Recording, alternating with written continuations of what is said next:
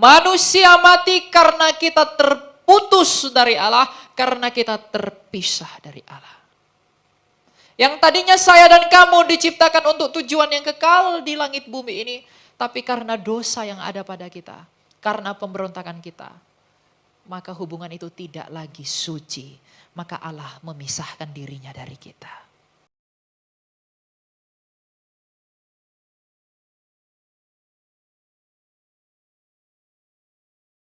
Mari kita berdoa. Tuhan Yesus Kristus, Tuhan dari kemuliaan yang kekal, kami bersyukur kepadamu Tuhan untuk cinta dan anugerah-Mu yang Kau limpahi pada kami dan setiap dari kami pada malam hari ini. Kami dapat berkumpul di tempat ini, di tempat kudus-Mu untuk dapat memuji dan memuliakan nama-Mu adalah suatu anugerah yang tak dapat kami bayangkan. Apa yang mulia yang tidak pernah dilihat oleh mata, tidak pernah didengar oleh telinga, itulah yang Kau tanamkan bagi hati kami dalam kekekalan. Biarlah Engkau yang memberikan anugerah-Mu kepada kami dan belas kasih-Mu untuk dapat mengerti kehendak dan kerajaan-Mu. Oleh karena itu pada hari ini ya Tuhan, biarlah kiranya Engkau yang menguduskan kami, menyucikan kami atas segala dosa dan pelanggaran kami, agar kami dilayakkan menerima yang kudus yang daripada-Mu, yaitu firman-Mu yang hidup. Engkau tahu bahwa tidak ada yang baik dalam hidup kami, tapi memandang kepada kemurahan hati-Mu dan mendengar pemberitaan kasih-Mu, itulah yang kami harapkan, agar Engkau saja yang beroleh dan yang memberikan kasih karunia-Mu kepada kami. Sebab Engkau itulah yang patut dimuliakan ya Tuhan, bersama dengan Sang Bapa yang mulia dan Roh-Mu yang kudus, sekarang dan selalu serta untuk selama-lamanya. Amin. Ya shalom. Ini adalah ibadah saya pertama di tempat ini dan saya bersyukur Tuhan mengizinkan kita bertemu pada malam hari ini di tempat ini. Dan kita akan belajar firman Tuhan dari Injilnya Kristus yang dituliskan oleh Rasul Matius. Pasal yang ke-11 ayat yang ke-28 sampai yang ke-30. Ini judul perikop di Injil Matius adalah ajakan juru selamat. Dikatakan demikian, marilah kepadaku semua yang letih lesu dan berbeban berat, aku akan memberikan kelegaan kepadamu. Pikulah kuk yang kupasang dan belajarlah dariku, karena aku lemah lembut dan rendah hati. Dan jiwamu akan mendapat kelegaan, sebab kuk yang kupasang itu menyenangkan dan bebanku pun ringan. Ayat 29 yang jadi fokus kita. Pikulah kuk yang kupasang dan belajarlah dariku, karena aku lemah lembut dan rendah hati, dan jiwamu akan mendapatkan kelegaan. Tuhan dalam iman Kristen bukan Tuhan yang ribet. Tuhan dalam kekristenan adalah Tuhan yang sangat sederhana, yang dalam kesederhanaannya pun kita manusia tak sanggup membayangkannya. Adakah manusia di bumi ini ketika ditanya, di manakah engkau melahirkan? Aku hanya melahirkan di rumah gubukku yang kecil. Atau ketika saya dilahirkan di tempat yang sangat kecil, di sebuah perkampungan yang tak ada apa-apa. Tapi ketika kita menanyakan kepada Kristus, wahai Kristus, di manakah engkau dilahirkan? Di sebuah kandang. Di manakah engkau menginjakkan kakimu pertama sekali ketika engkau datang dalam inkarnasimu, dalam maksudmu menyelamatkan kami? Di kandang domba. Adakah di sini yang pernah mendengar suatu kesaksian bahwa ada seorang ibu yang melahirkan di sebuah kandang? Tidak ada. Artinya apa? Ketika Tuhan datang ke dunia ini, Dia datang sebagai pribadi yang sangat sederhana. Pribadi yang begitu rendah hati dan pribadi yang begitu lemah lembut. Walaupun Dia yang kita tahu yang adalah yang menggenggam segala sesuatu, tapi ketika Ia datang ke dunia ini, Ia tak membawa apapun dalam kemuliaannya. Jadi Tuhan orang Kristen itu adalah Tuhan yang sangat sederhana, bukan Tuhan yang ribet. Makanya dalam ayat 30 dikata, sebab kuk yang kupasang. Kuk di sana itu adalah beban penafsiran hukum Taurat. Setiap rabi-rabi Yahudi selalu punya murid. Dan ketika muridnya ingin berkata kepada rabi itu, guru, aku ingin mengikut engkau. Kalau kamu mau mengikut aku, pikullah kuk yang kuberikan kepadamu. Kuk yang kuberikan kepadamu di sana adalah beban penafsiran hukum Taurat yang ada dari masing-masing guru itu. Dan Kristus berkata bahwa kuk yang kupasang itu menyenangkan dan bebanku pun ringan. Jadi Tuhan kita, Yesus Kristus ketika datang ke dunia ini menjadi pribadi yang rendah hati dan lemah lembut. Selain hal itu untuk diteladani, tetapi ada maksud lain dalam hal mengikut Dia sebagai teladan itu. apa? Kelegaan jiwa. Kristus datang ke dunia ini memang berperkara dengan daging karena ia dibungkus di dalam daging. Oleh karena itu ajakan juru selamat ini yang berkata bahwa datanglah kepadaku yang berbeban berat, belajarlah daripadaku karena aku lemah lembut dan rendah hati. Itu mengacu kepada apa? Mengacu kepada peperangan yang sejati di dunia ini demi suatu kelegaan jiwa yang kita peroleh daripada Dia. Nah, bagaimana kita melihat ucapan dari Kristus ketika ia berkata, aku pribadi yang lemah lembut dan rendah hati, maka aku akan memberikan kelegaan kepadamu. Manusia di bumi ini, semua dari keturunan Adam, tidak mendapatkan kelegaan jiwa karena ia telah berpisah dari ketergantungannya akan Allah. Maka ketika kita berpisah dari kodratnya Allah itu, yang sejak semula kita berhubungan dengan Dia, maka semua dari kita adalah orang-orang yang sombong. Mengapa? Karena Nabi Yesaya mengatakan dalam Yesaya 53 bahwa kita semua sekalian sesat seperti domba mengambil jalannya masing-masing. Semua manusia mengambil jalannya masing-masing. Tuhan yang sejati, Allah yang sejati hanyalah satu, tapi karena manusia tak mungkin dapat mengenal Allah, sehingga apa yang mereka lihat sebagai sesuatu yang besar, mereka anggap sebagai Allah. Orang-orang Yunani ketika mereka melihat begitu banyak fenomena, maka mereka menciptakan dewa-dewa mereka. Ketika orang Mesir melihat matahari panas, maka disebut dewa Ra. Dikatakan itu, maka semua dikatakan dewa-dewa. Dewa-dewa orang Zoroaster juga demikian. Maka semua orang berusaha menciptakan dewa, berusaha menciptakan Allah dengan maksud apa? Berharap sesuatu yang lebih baik dari apa yang mereka yakini itu. Jadi semua manusia di dunia ini menciptakan Tuhannya masing-masing. Tetapi kekristenan, karena suatu kemustahilan bagi kita untuk mencari Allah, maka Allah itu yang datang mencari manusia. Bukan yang terhilang dapat mencari yang kehilangan, tapi yang kehilanganlah yang patut mencari yang terhilang. Dan Kristus itu berkata, Kristus yang sama berkata, aku datang untuk mencari domba-dombaku. Ketika ia mengatakan aku datang untuk mencari domba-dombaku, disinilah kerusakan, kehilangan, dan keterpisahan jiwa kita dengan Allah itu bertemu. Mengapa manusia mati? Apakah engkau tahu mengapa kau mati? Mengapa saya harus mati? Mengapa kita semua mati?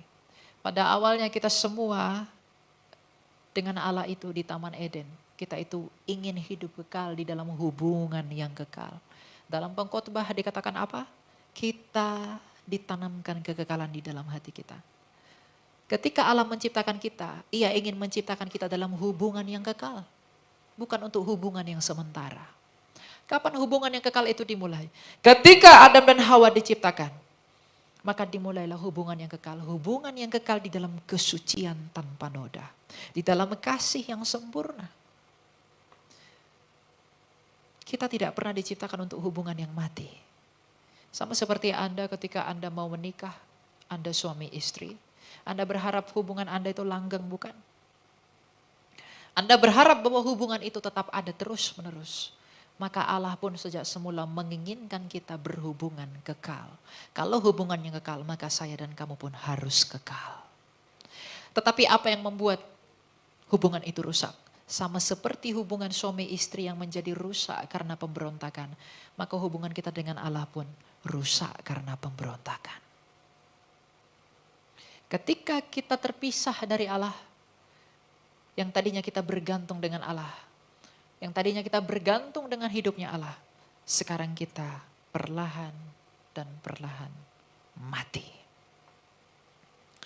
Karena kita telah terpisah jauh dengan Allah, maka hidupnya Allah tidak lagi menopang kita. Maka semakin lama manusia itu semakin menua dan mati. Itulah sebabnya mengapa manusia mati. Manusia mati karena kita terputus dari Allah, karena kita terpisah dari Allah. Yang tadinya saya dan kamu diciptakan untuk tujuan yang kekal di langit bumi ini. Tapi karena dosa yang ada pada kita, karena pemberontakan kita, maka hubungan itu tidak lagi suci. Maka Allah memisahkan dirinya dari kita. Maka semakin lama kita semakin mati.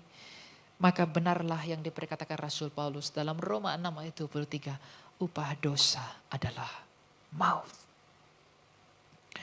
Oleh karena itulah Yesus Kristus datang ke dunia ini untuk memulihkan hubungan itu. Oleh karena ketidaktaatanlah kita jatuh ke dalam dosa. Tapi oleh karena ketaatan Kristuslah sampai tersalib. Dia memulihkan apa yang rusak, yang tidak ada pada kita. Oleh karena ketidaktaatan satu orang itu, kita semua mewarisi keberdosaan itu. Tapi oleh karena ketaatan Kristus dan oleh iman kita kepada Dia yang sempurna itu, kita beroleh pembenaran. Dan ketika disebut ada pembenaran di dalam Dia, Yesus Kristus itu, maka benarlah sabdanya Dia, aku akan memberikan kelegaan kepada jiwamu. Jiwa manusia itu menderita ketika terpisah dari Allah. Buktinya apa? Ketika Allah berkata kepada Adam dan Hawa, jangan engkau makan buah ini. Kalau kamu makan, kamu pasti mati. Tapi kemudian Adam dan Hawa di dalam egonya, mereka makan buah itu. Itu menjadi tanda bahwa mereka gagal mengasihi Allah. Apakah Anda pikir ketika Tuhan mengatakan, jangan makan buah itu, apakah Anda pikir itu sebagai sebuah ujian kepada Adam dan Hawa? Tidak. Itu bukan ujian. Perintah Allah kepada Adam dan Hawa, jangan makan buah itu bukan ujian. Tapi adalah itu cara Allah untuk memberitahu Adam dan Hawa, beginilah caramu mencintaiku. Allah berkata kepada Adam dan Hawa, aku telah mengasihimu dengan memberikan semua yang ada padaku, maka kasihku itu harus kamu kembalikan kepadaku.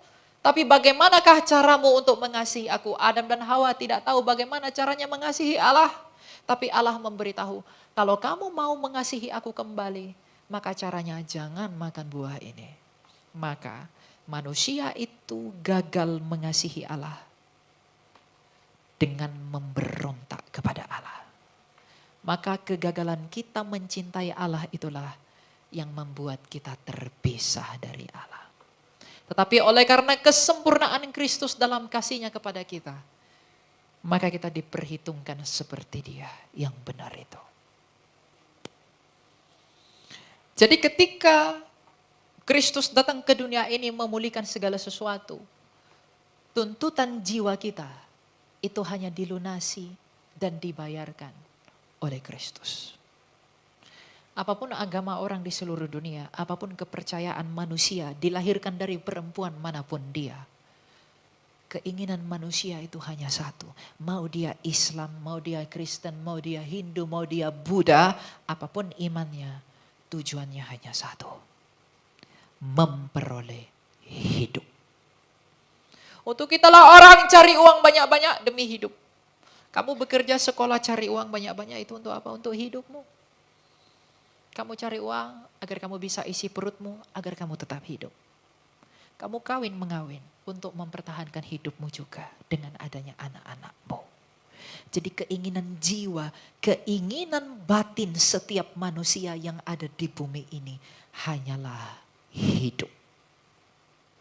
Dan ketakutan manusia hanyalah kematian. Begitu banyak orang takut mati sehingga ketika dia sakit, dia rela berhutang demi rumah sakit yang terbaik. Karena ia takut mati. Begitu takutnya manusia akan kematian. Kenapa? Begitu takutnya jiwa manusia akan maut. Mengapa? Begitu berusahanya orang mencari uang yang banyak agar hidupnya makmur dan ia tidak tersiksa pada kematiannya. Jadi yang diinginkan jiwa semua orang dalam agama apapun ia hanya satu. Hidup. Dan yang dia takuti hanya satu. Kematian. Kalau jiwamu menginginkan hidup dan kalau jiwamu takut kepada kematian, maka tidak ada alasan bagimu untuk menolak Dia yang adalah Yesus Kristus itu. Jadi Kristus tidak akan pernah berdusta jikalau ia berkata, aku akan memberikan kelegaan kepada jiwamu karena hanya Dialah yang mampu menyediakan apa yang dirindukan jiwamu yaitu hidup. dan mengalahkan apa yang ditakutkan oleh jiwamu, yaitu kematian. Bagaimana Kristus menawarkan hidup bagimu? Lihatlah ketika ia mati. Ia telah hidup kembali melalui kebangkitannya. Jadi ia mau berseru kepada dunia ketika ia bangkit dari kematian. Ia ingin memberitahu saya, Elia, dan kamu, wahai Elia, wahai anak-anakku, bagaimanapun kamu semua akan mati pada waktunya. Tapi jikalau engkau tidak mau mati untuk selama-lamanya, percayalah kepadaku di mana aku telah mati, namun aku telah membuktikan bahwa aku dapat mengalahkan kematian itu dengan kebangkitanku. Jadi jikalau jiwamu itu merindukan hidup, percayalah kepadaku. Itulah alasan mengapa di luar dia kamu tak berbuat apa-apa. Makanya Kristus Tuhan kita yang mulia itu, tunas Daud yang gilang gemilang, pernah berkata, di luar aku engkau tidak dapat berbuat apa-apa. Sebab di sepanjang sejarah dunia ini hanya dia sajalah yang telah mati, namun telah bangkit dari mati dalam sejarah dunia. Dilihat oleh ribuan orang, tapi tidak mati lagi. Lazarus setelah dibangkitkan Kristus, 40 tahun setelah ia dibangkitkan Kristus, ia mati lagi. Tapi Kristus Yesus ketika ia mati dan hidup kembali, ia tidak mati lagi. Artinya apa? Kristus sendiri telah membuktikan kepada kamu, jiwamu yang menginginkan hidup itu hanya bisa kamu temukan di dalamku. Sebab lihatlah aku telah hidup kembali. Dan jiwamu yang takut kepada kematian itu hanya dapat dikalahkan di dalamku. Sebab lihatlah, aku telah mengalahkan kematian melalui kebangkitanku. Maka apakah yang engkau takuti di dalam aku? Maka Rasul Paulus dalam suratnya yang pertama kepada jemaat di Korintus pasal yang ke-15, ia berkata, di dalam dia anak Maria, di dalam dia tunas Daud yang lahir dari keturunan Yehuda itu, di manakah sengatmu maut? Di manakah kekuatan kematian itu? Di manakah kekuatan dosa di dalam dia? Tidak ada. Oleh karena itu, jikalau jiwamu ingin hidup, dan jikalau jiwamu tidak ingin ditawan oleh kematian itu, dengan demikian kalau kamu mau jiwamu ingin memperoleh kelegaan dari kuasa kematian, dan kamu ingin jiwamu lega untuk memperoleh hidup sebagaimana yang diinginkan oleh batinmu, maka datanglah kepadaku, kata Kristus. Artinya ketika Tuhan kita itu bersabda, belajarlah kepadaku karena hanya aku yang bisa memberikan kelegaan kepadamu. Itu bukan hanya omon-omon doang, tapi ia membuktikan bagaimana itu bisa terjadi. Oleh karena itu, sebab kita tidak dapat menanggung apa yang ditanggung oleh dia, Raja dari Yehuda itu, maka iman kita kepada dia melayakkan kita menerima anugerah itu. Di dalam dia kita beroleh pembenaran, tapi di luar dia kebinasaan mengintip kita. Oleh karena itu wahai anak-anak muda, pikirkanlah lebih jauh. Mengapakah engkau mengikuti dia? Mengapakah Kristus berkata dalam Matius 28 ayat 19, jadikanlah semua bangsa muridku, bukan jadikanlah sebuah bangsa pengikutku. Apa bedanya murid dan pengikut? Pengikut itu hanya followers, fans. Kristus punya banyak pengikut? Punya. Tapi mengapa Kristus mengatakan, bawalah mereka menjadi muridku? Karena ketika kita menjadi murid, kita harus belajar kepada dia, guru itu. Dan ketika kita disebut murid, kita mau dimuridkan. Kalau hanya mau jadi pengikut saja, itu tidak akan pernah berguna. Kita harus menjadi murid, baru kita dapat disebut pengikut. Jadi kalau hidup kekristenanmu hanya datang ke gereja, beribadah, nyanyi-nyanyi, sudah kamu menangis begitu saja, lalu kamu pulang, lalu tidak berbuat apa-apa bagi dia, kamu tidak pantas bagi dia. Kalau saya hanya berkhotbah saja di sini tanpa punya kehidupan pribadi dengan Allah, tanpa punya buah yang tetap di hadapan Allah, maka Tuhan pun akan menolak saya. Siapakah engkau? Bukankah dalam sabdaku aku telah berkata, dari buahnya lah kamu mengenal mereka. Sekarang dari buah apakah yang kau hasilkan sehingga orang-orang mengenal engkau bahwa engkau adalah muridku? Apa yang membuat para rasul itu disebut murid Kristus? Mengapa mereka disebut bisa mengenali Kristus? Bukan hanya karena mereka menyebut dirinya Kristen, tapi karena mereka hidup sebagaimana Kristus itu hidup. Kristus rela berkorban demi apapun, maka rasulnya pun mengusahakan pengorbanan itu. Paulus mengorbankan nyawanya di Roma. Petrus mengorbankan nyawanya di Roma. Andreas, Bartolomeus, dan semua rasul-rasul mengorbankan nyawanya. Sebab tidak ada kasih yang lebih besar selain daripada seseorang yang memberikan nyawanya bagi sahabatnya. Artinya dari rasulnya Kristus kita belajar bahwa apa? Iman kepada dia, status kita murid atau tidaknya kepada dia bergantung dari pengorbanannya kita kepada dia. Sekarang apakah yang sudah kita korbankan bagi dia? Apakah yang kita sudah perjuangkan bagi dia yang kita sebut Tuhan kita itu? Apakah yang sedang kita usahakan bagi dia yang kita sebut Allah kita itu? Kalau tidak ada, layakkah saya disebut murid? Layakkah saya disebut pengikut dari dia yang tak berkebinasan itu? Sebab bagaimanapun, hanya dan hanya di dalam dialah kita bisa memperoleh kelegaan jiwa, sebab hanya dialah yang mampu memberikan apa yang dirindukan jiwa semua manusia, yaitu kehidupan. Dan hanya dialah yang dapat mengalahkan apa yang ditakuti oleh jiwa semua manusia, yaitu kematian itu. Maka di dalam rasa syukur kita akan dia, bahwa hanya dia yang mampu memberikan dan memperbaiki hubungan kita yang rusak kepada Allah kita itu. Maka sekarang apakah yang kita perjuangkan di dalam dia? Kalau kehidupan keagamaan kita, kalau iman kita hanya seperti orang-orang lain datang beribadah ke tempat ibadahnya, itu tidak akan berguna bagi siapapun.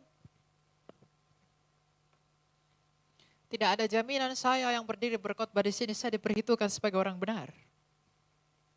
Tidak ada jaminan orang yang main musik di sana itu dijamin sebagai orang benar. Apalagi yang menyanyi di sini. Apalagi engkau yang duduk di sana. Sebab apa? Pertobatan itu bukan hanya mendengar Injil, tapi melakukan Injil. Nah sekarang, apakah kita sedang mengusahakan pertobatan di dalam dia? Apakah kita mengusahakan kehidupan sebagaimana Kristus itu telah hidup? Apakah hati kita berduka cita kalau kita melukai dia? Apakah hati kita bersuka cita hanya oleh karena apa yang telah ia selesaikan di Kalvari itu? Kalau Kristus itu bukan menjadi sumber sukacita terbesarmu, maka engkau belum murid. Sebab muridnya Kristus. Karena Kristus itulah sukacita terbesarnya, bahkan nyawanya pun diberikan demi sukacita itu. Jadi kalau bukan Kristus yang menjadi sukacita yang terbesar dalam hidupmu, pertanyakanlah kembali, ya anak Daud, ujilah hatiku, apakah aku sungguh-sungguh mengasihimu? Apakah aku sungguh-sungguh mengikut engkau? Apakah aku sungguh-sungguh mengasihi kau? Bangun dan bangunlah. Lihatlah kembali apa yang telah udah kau lakukan bagi dia. Sebab ketika ia datang di dalam tahta pengadilannya yang menakutkan itu, semua kita tidak akan ada yang sanggup berdiri di hadapannya dia. Saya tidak akan sanggup memandangi wajah dia yang tak berkebinasan itu. Sebab apa yang tersembunyi, apa yang tidak engkau lihat mengenai saya, apa yang saya tidak lihat mengenai engkau, itu semua akan ditelanjangi di depan seluruh makhluk pada hari pengadilannya. Tapi berharap kepada kemurahan dan kerendahan hatinya dia dan kelemah lembutannya. Itulah yang harus kita usahakan. Semakin hidup di dalam apa yang dia sukai. Penyakit anak-anak muda di zaman sekarang adalah hidup bukan menurut apa yang Tuhan mau, tapi hidup menurut apa yang manusia mau, karena saya pun masih muda. Banyak tuntutan di sosial media, kamu harus hidup begini, agar ketika kamu mengikuti itu, kamu haus validasi akan pujian manusia. Kita sibuk memperbaiki diri demi pengakuan saudara kita, tapi kita tidak sibuk memperbaiki diri demi suatu pertanggungjawaban yang baik di dalam pengakuan Kristus akan kita. Bukankah jemaat Philadelphia dipuji oleh Allah? Aku memuji engkau. Kenapa? Karena meskipun engkau miskin, engkau tetap setia. Ada yang dipuji oleh Allah di dalam ketekunan dan perjuangannya. Itukah yang kita kejar sebagai seorang murid atau pengakuan dunia? Tampil saja tapi tidak ada kehidupan dan batu karang yang kokoh yang kita asah dalam iman. Kalau hanya cover kita saja yang kita perbaiki, tadi dalam masih busuk, kita akan dibuang oleh dia. Sebab dia adalah pokok anggur. Kalau buahmu busuk, buah saya busuk, saya tidak mungkin buah atau ranting yang menempel pada dia sebagai pokok. Oleh karena itu, wahai anak-anak muda, bangunlah dan bangunlah. Bukan saatnya kamu untuk berpikir bahwa tidak saatnya aku berpikir di dalam kemudaanku tentang agamaku, tentang imanku kepada dia. Sebab masih panjang waktu-waktuku. Orang yang mengira waktunya masih panjang adalah orang yang akan cepat diterkam oleh kematian. Sebab orang-orang yang lebih muda dari saya dan dari kamu pun banyak sudah mati. Kematian itu hanya satu langkah di depanmu. Jadi kalau ada anak muda mengatakan, aku belum mau mempersiapkan sesuatu bagi dia, maka dia pun tidak akan mempersiapkan sesuatu buat kamu. Upah hanya ada bagi mereka yang berjuang, upah hanya ada bagi mereka yang bekerja. Kerajaan Allah adalah upah bagi mereka yang bekerja. Kerajaan Allah adalah upah bagi mereka yang berjuang di dalam perjuangan Mesias itu. Sebab kalau saya tidak hidup sebagaimana Kristus telah hidup di dalam kerendahan hati, demi kelegaan jiwa saya, maka saya tidak akan memperoleh apapun seperti yang Kristus peroleh. Sebab ia yang menjadi sulung dari antara kita, dengan demikian kita disebut sebagai pewaris dari apa yang telah ia kepadanya telah diberikan. Maka anak-anak muda, pikirkanlah kehidupan pertobatanmu. Tidak saatnya kamu memuaskan telinga pacarmu. Tidak saatnya kamu memuaskan telinga temanmu. Tidak saatnya saya memuaskan telinga sahabat saya. Tapi kini saatnya kita berlomba-lomba demi suatu hal yang baik bagi Kristus. Sebab sadarlah dan sadarlah, hanya dia yang dapat menolongmu. Laki-laki yang kau bilang paling ganteng, paling apapun itu segala macam. Perempuan yang kau puji-puji itu dia pun akan mati dan tak akan dapat menolongmu. Dan dia tak akan bisa berbuat apa-apa buatmu. Orang yang kau kagumi idol-idol Korea lah apa segala macam. Yang kau puji-puji itu gak akan dapat berbuat apa-apa bagimu. Kamu rela berhari-hari scroll sampai cetak foto-foto tempel dimanapun. Karena apa kau melakukan itu? Aku mencintai mereka. Tapi pernahkah engkau mengusahakan hal yang sama bagi Kristus yang menolongmu?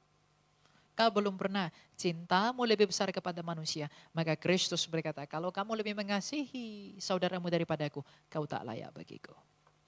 Kalau saya lebih mengasihi apa yang ada dalam hidup saya lebih daripada Kristus itu, maka saya pun akan ditolak oleh Kristus.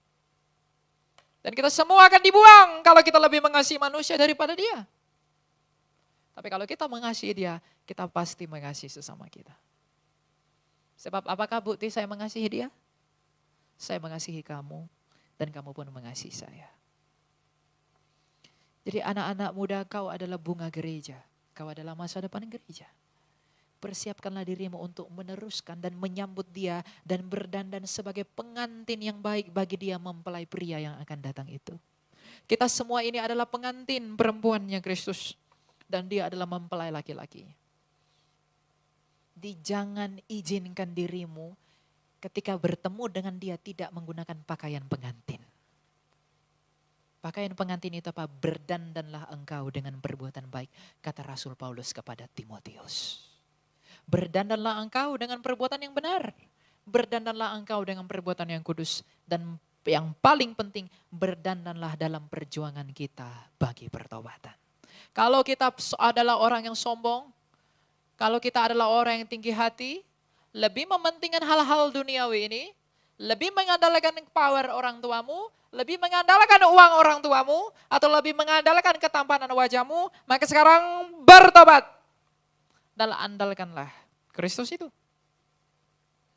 Kalau kita orang yang suka mabuk-mabukan, orang yang suka berzina, orang yang suka melakukan hal-hal yang tidak sesuai dengan kehendak Allah, kita harus perlahan-lahan melepaskan itu. Sebab tidak ada upah bagi mereka yang tidak mau berjuang. Dan orang yang tidak mau berjuang tidak mungkin bersekutu dengan domba-dombanya Kristus. Bukan hanya buat orang muda, orang tua juga. Ingatlah hubungan kita yang telah rusak dengan Allah itu. Itu hanya bisa dipulihkan di dalam Dia yang disebut Kristus. Itu Yesus dari Nazaret itu. Maka kalau kita tahu bahwa hubungan kita hanya dapat dipersatukan dan dipulihkan di dalam Dia. Maka sekarang pertanyaanku, mengapa aku menjadi Kristen dan apakah yang dapat kulakukan bagimu wahai ya Kristus Tuhanku? Sebab hanya Engkau yang sanggup menolongku, Engkau yang sanggup membimbingku kepada seluruh kebenaran yang ada padamu. Jadi kalau kita mau jadi Kristen hanya tentang hal-hal di duniawi, hanya tentang perut, hanya tentang yang di bawah perut, hanya tentang hal-hal jasmani yang dilihat oleh mata, maka kita tidak memiliki iman kepada Dia sebab Ia pun tidak dapat dilihat oleh mata. Apa yang digambarkan di dalam kitab suci bukanlah gambaran yang sesungguhnya. Tapi lebih daripada itu semua. Tapi untuk dapat diusahakan dimengerti oleh kita yang masih hidup dan bertanding di dunia ini, maka dilukiskan dengan bahasa yang di dunia ini. Jadi kepada apakah wahai kamu imanmu kalau takkan? Atas apakah pengharapanmu engkau landaskan? Dan atas dasar batu yang bagaimanakah engkau berdiri? Di dalam Dia yang engkau sebut Tuhanmu itu. Kalau saya hanya berdiri hanya ya khotbah cari uang atau melayani cari duit. Atau hidup orang Kristen ya biasa-biasa saja datang ke gereja setelah itu tidur cari terus yang lain-lain. Apakah makna sabda Dia yang berkata cari dahulu kerajaan Allah maka semuanya tambahkan kepadamu? Ingat yang bermasalah kebusukan jiwaku, kebusukan tubuhku, kematian tubuhmu, kematian lenganmu, kematian kakimu, semua orang mati itu sebab apa? Jiwa kita lah yang telah rusak terlebih dahulu. Sebab hubungan kita dengan Allah itu bukan perkara daging, itu perkara jiwa. Ketika hidupnya berpisah dari kita, maka hidupnya kita tak sanggup menopang tubuh kita ini. Maka semakin lama kita mati.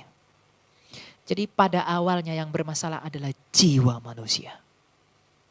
Dan kalau jiwa itu ingin dipulihkan, maka datanglah kepada Dia yang telah berseru, aku akan memberikan kelegaan kepadamu. Tapi datang kepada Dia apakah hanya cukup dibaptiskan saja? Lalu kamu bernyanyi di sini, lalu saya berkhotbah di sini atau kamu bermain di sana? Tidak. Kita datang kepada Dia itu dengan kerendahan hati untuk mengakui apakah aku di hadapan-Mu ya Allah. Dan setelah pengakuan itu hadir, apakah yang akan menjadi buahnya? Pertobatan itu, pengakuan itu bukan hanya tentang menangis-nangis. Kita menangis-nangis tapi tidak ada buah dari tangisan itu. Itu hanya air mata buaya. Tidak berarti. Orang bisa menangis banyak. Tapi kalau tidak ada hasil yang dilahirkan dari tangisan itu, air matamu pun sia-sia. Artinya apa? Kalau Kristus yang bisa memberi kelegaan jiwa kepada kita dan kita mau datang kepada Dia, maka kasihilah Dia dengan melakukan perintahnya. Sebab Ia telah berkata, jikalau engkau mengasihi aku, engkau pasti melakukan perintahku. Jadi kejarlah kemurnian iman, kejarlah cintamu kepada Dia. Anak-anak muda, jangan kau mengusahakan mencari perhatian sama orang lain agar kamu bisa jadi pacarnya, kamu bisa jadi pasangannya. Kamu cari terus. Kamu usahakan banyak hal agar kamu bisa berpasangan dengan baik. Kamu mencari pengakuan dunia tapi kita tidak melayakkan dan memantaskan diri bagi Kristus. Ketika kematian itu tiba, maka lenyaplah maksud-maksud kita. Oleh karena itu mulai dari sekarang renungkanlah. Kau pulang dari pintu gereja ini. Akui dosamu di hadapan Allah dan berdoalah di dalam kamarmu dan mintalah kepada Allah. Ya Allah, tuntunlah aku kepada seluruh kebenaran yang daripadamu dan ajarilah aku untuk hidup menurut peraturanmu. Dan tolonglah aku agar bisa menyelesaikan pertandinganku. Pernahkah kita berdoa meminta tolong, meminta Dia menyelamatkan kita, meminta Dia mengasihani kita dan meminta Dia untuk melindungi kita agar kita hidup semakin layak di hadapannya? Kalau isi doa kita hanya tentang Tuhan, aku mau ini, mau aku itu, jangan jadi Kristen. Tuhan Yesus baik. Kenapa Tuhan Yesus baik? Dia kasih aku pacar yang kerjanya di perusahaan ini. Tuhan Yesus baik. Kenapa Tuhan Yesus baik? Aku ganti mobil. Tuhan Yesus baik. Kenapa Tuhan Yesus baik? Oh, aku baru saja dapat ini itu. Apakah kamu tidak bisa bersyukur? Apakah salah bersyukur dalam hal itu? Tidak salah. Tapi hal yang terbesar kamu lupakan. Apa itu? Keselamatan jiwamu. Hal yang terbesar kita lupakan, apa itu? Pertobatan kita. Sebab tanpa pertobatan, tidak akan ada orang yang bisa masuk ke dalam kerajaan Allah. Dan sebagai yang terakhir, kalau kita mau memperoleh kelegaan jiwa dan harus datang kepada Kristus itu, dan untuk datang kepada Dia adalah melalui pertobatan. Sekarang, bagaimana caranya bertobat? Cara bertobat ada 3 hal yang kamu butuhkan. Kerendahan hati, kerelaan hati, dan berserah diri. Seperti Daud telah berdoa, ya Allah berikanlah aku hati yang rela. Hati yang rela untuk apa? Untuk meninggalkan kenikmatan-kenikmatan yang tak berkenan di hadapan Engkau. Kerelaan untuk meninggalkan apa yang tidak sesuai dengan kehendak Allah. Meninggalkan apa yang menjadi hal-hal yang dibenci oleh Allah. Kita harus meminta kerelaan itu sebab kita sendiri tidak akan pernah bisa lemah sebab kita ini di dalam daging yang berdosa. Tapi oleh karena kuasa Dia, hal itu akan diberikan bagi siapa yang meminta. Oleh karena itu Ia pernah berkata, ketuklah mintalah maka engkau akan diberi. Apakah yang kita minta kepada Allah? Apakah kita meminta kerelaan hati?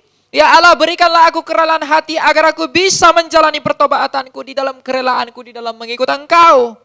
Kalau egomu masih kuat, kau tidak akan pernah bisa merelakan dirimu. Oleh karena itu mintalah kerelaan hati kepada Allah agar Ia menuntun kita. Ingat, Roh Kudus itu bukan roh yang suka sensasi. Roh Kudus itu adalah roh yang akan bekerja kalau egomu kamu hilangkan. Kalau egomu kamu kuasai baru dia bekerja. Saul karena egonya tinggi, roh Allah mundur dari dia. Kan Saul banyak gaya, sok-sokan dia. Maka roh Allah mundur dari dia kan? Jadi jangan harap roh Allah menaungimu kalau kamu merasa sok-sokan. Aku bisa kok sendirian, aku bisa kok bertobat, aku bisa kok. Tapi kalau kita tidak meminta kerelaan hati, kita tidak meminta hati yang rela kepada Dia untuk menyerahkan diri kita kepada Dia, maka Roh Kudus itu tidak akan bekerja, Dia akan mundur dari kamu. Sebab Roh Kudus itu roh yang tenang, memberikan ketenangan bagi jiwamu. Kita baru memperingati turunnya Roh Kudus. Kenaikan Tuhan Yesus. Dan Roh Kudus akan diturunkan. Tetapi makna Roh Kudus itu diturunkan apa? Ingat, Dia disebut penghibur, Dia disebut penolong. Dia menolong kita dalam hal apa? Dalam hal mengikut Yesus. Mengikut Kristus. Roh Kudus itu keluar dari Bapa untuk menolong saya dan kamu untuk mengikut Kristus. Dan bagaimana caranya kita menerima Roh Kudus itu? Mintalah hati yang rela dan milikilah hati yang rela agar Dia bekerja. Kalau ego kita masih tinggi, Dia gak akan bekerja. Tidak akan bekerja. Percayalah, Dia tidak akan bekerja. Maka mintalah kepada Dia hati yang rela. Hati yang rela berikanlah kepadaku ya anak Allah.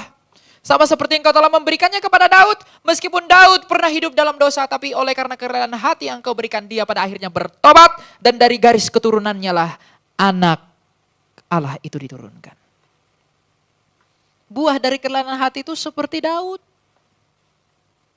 Jadi mintalah hati yang rela agar Roh Allah itu bekerja dan menolong kamu dalam hal mengikut Kristus dan menyelesaikan pertobatanmu. Hati yang rela itu adalah kunci. Kalau belum rela, kalau masih egonya tinggi, tidak akan bisa bertobat. Selain kerelaan hati, minta kerendahan hati. Kerendahan hati itu untuk membantu kita untuk sadar bahwa memang kita tak dapat melangkah selangkah pun tanpa bantuan Allah. Kita nggak akan bisa melakukan apa-apa pun kalau Allah tidak menolong kita dan tidak memampukan kita. Kerendahan hati itu juga kunci untuk mengasihi. Mengasihi Allah dan mengasihi manusia. Di selain kita meminta kerelaan hati, selain kita meminta kerendahan hati tidak akan ada dalam diri orang yang gengsian. Itu enggak akan ada. Sebab apa? Kepada manusia aja dia haus pujian, kepada manusia aja dia haus perhatian. Apalagi kepada Allah dia tidak memikirkan itu. Jadi orang yang gengsinya tinggi belajar untuk rendah hati. Untuk dapat mengakui, untuk dapat menyadari bahwa you are nothing and I'm nothing. Kita membutuhkan pertolongan dari Allah itu. Jadilah rela, jadilah rendah hati. Dan yang paling penting, berserah diri.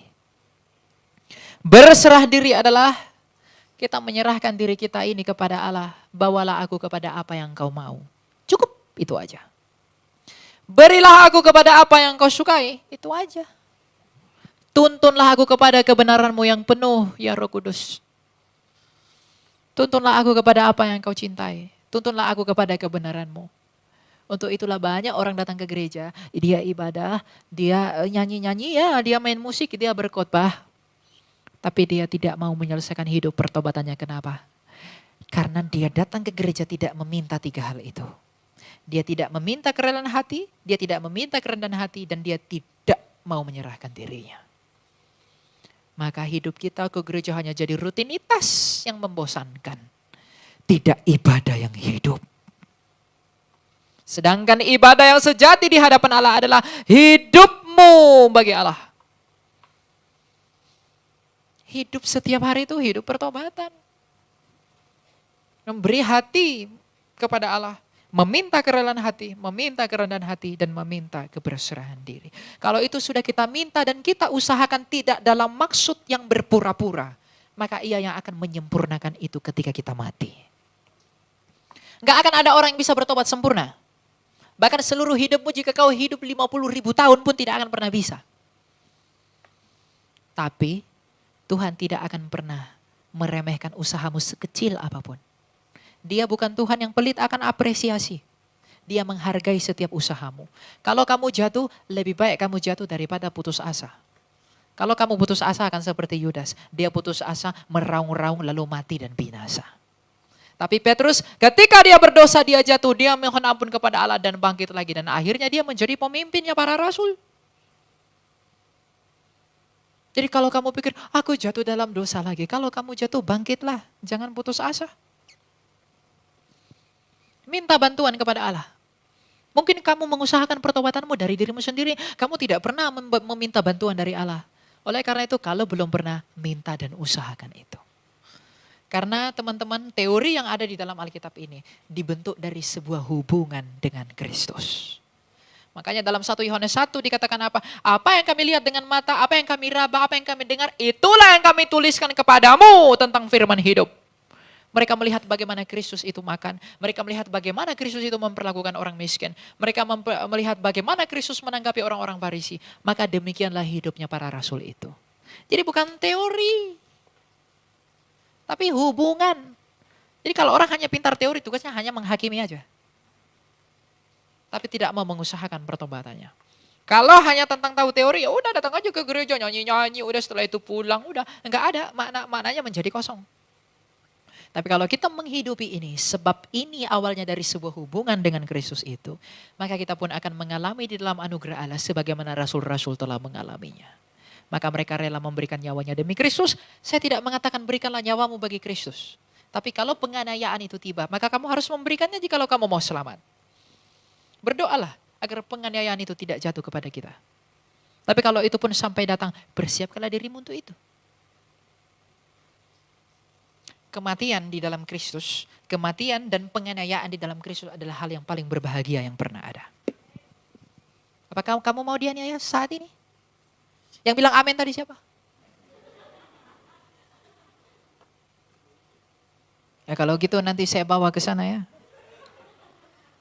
Untuk dianiaya. Persiapkanlah dirimu dianiaya, jangan cari cara untuk dianiaya. Mati di dalam Kristus beda dengan cari mati. Itu tidak sama. Ya. Nah, apa yang bisa membuat kita bahkan memberikan nyawa kita kepada Kristus dan kita tidak takut kepada kematian? Apa yang bisa membuat itu bisa terjadi? Kalau kita rela, rendah hati, dan berserah. Sebab itulah yang dimiliki para rasul. Mereka rela, Paulus rela meninggalkan kekayaan orang tuanya. Orang tuanya orang dari Giskala, dia kaya sekali. Dia punya banyak uang, dia sangat kaya. Dia muridnya Rabban Gamaliel. Sekolahnya aja di mana? Kalau sekarang mungkin Harvard. Kalau dulu dia sekolahnya di Tarsus. Makanya disebut Paulus dari Tarsus. Kaya sekali dia. Tapi ketika ia bertemu dengan Kristus, ia mengatakan kepada jemaat di Filipi, apa yang dahulu ku anggap mulia, sekarang ku anggap sampah karena Kristus. Rela nggak dia? Rela. Rendah hati nggak dia? Rendah hati di hadapan jemaat dia berkata, akulah yang paling pertama orang yang berdosa.